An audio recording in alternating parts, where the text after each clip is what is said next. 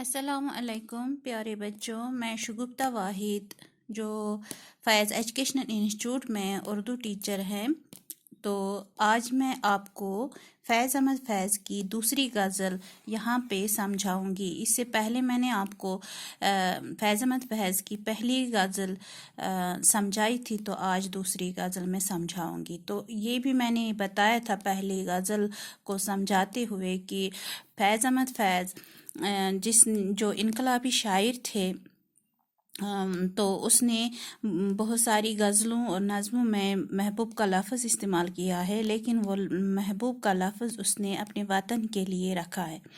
تو یہاں پر بھی وطن کا ہی ذکر اس نے کیا ہے اس غزل میں بھی۔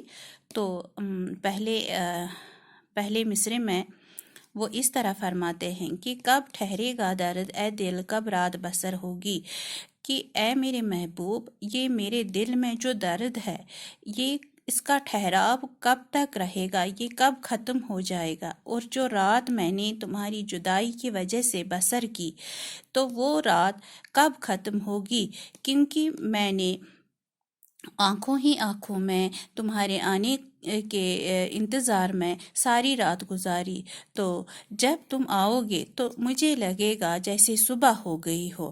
تو کبھی ایسا لگتا تھا کہ جیسے ابھی میرا محبوب آئے گا اور ابھی صبح ہوگی۔ تو اس طرح سے اس شعر میں شاعر یہ کہنا چاہتا ہے کہ اس نے ساری رات محبوب کے انتظار میں گزاری۔ دوسرے مصرعے میں شاعر کا کہنا ہے کب جان لہو ہوگی، کب اشک گہر ہوگا، یعنی شاعر نے اپنی جان جو ہے اپنے وطن کے لیے صرف کی ہے، اور جو اس کی جدائی میں بہت سارے آنسو اس نے بہائے ہیں۔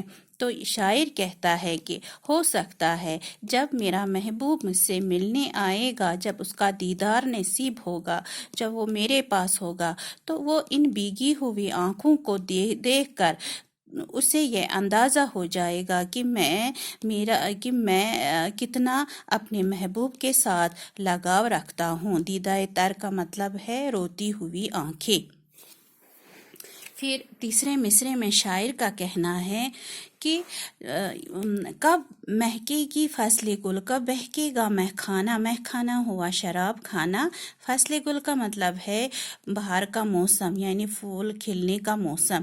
تو شاعر کہتا ہے پھول کب کھلیں گے، بہار کا موسم کب آئے گا، اور شراب پینے والے کب شراب پئیں گے۔ یہاں پہ شراب پینے والے جو ہے، یہ ہے اس کا میننگ اس مصرعے میں نکلے گا کہ موسم بہار کے دیوانے جو ہے کب مست رہیں گے۔ تو یہ تبھی ممکن ہے جب اس کا محبوب اس کے پاس ہوگا، تو چاہے وہ صبح ہو یا شام، ہر وقت وہ اسی کے یادوں میں گزارتا ہے۔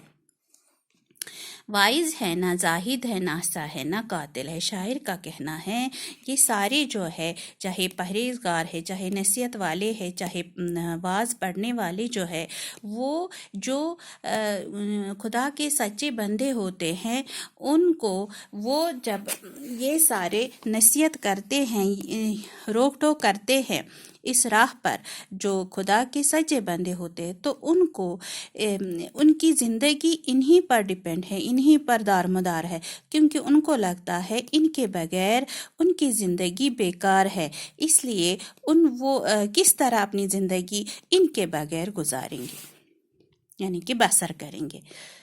کب تک ابھی راہ دیکھے اے قامت جانانہ۔ قامت جانانہ کا مطلب ہے دراز قد محبوب، قد و قامت۔